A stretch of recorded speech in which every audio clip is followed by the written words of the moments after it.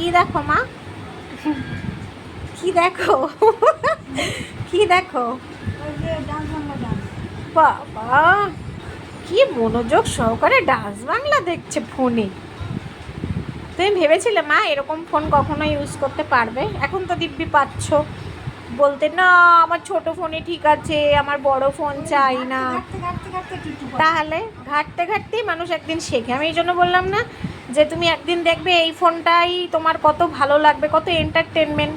এই যে এখন টিভি দেখছো না, বা ধরো কারেন্ট থাকলো না, বা ধরো ঝড় বৃষ্টি হলো, তখন তুমি একটুখানি কি করবে, সময় কাটছে না, মোবাইলটা বসে বসে যে ইউটিউবে কত কিছু দেখতে পাবে। দিদি নাম্বার ওয়ান, তাই তো, ডান্স বাংলা, কত সিরিয়াল। তাহলে ফোনটা কত সুবিধা।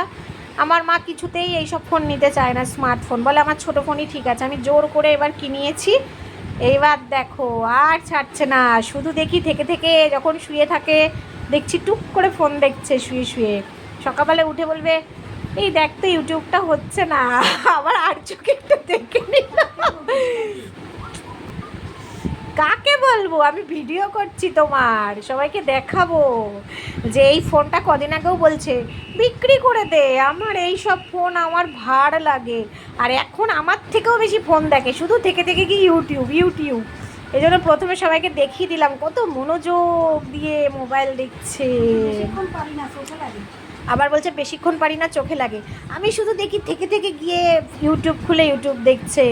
হ্যাঁ, তাও তুমি এইভাবেই হ্যাপি থাকো। কারণ কি বলো তো, অনেক সময় কারেন্ট থাকে না, অনেক সময় টিভি রিচার্জ ফটাস করে শেষ হয়ে যায়, বা আমরা ঘরে নেই, ভালো লাগছে না।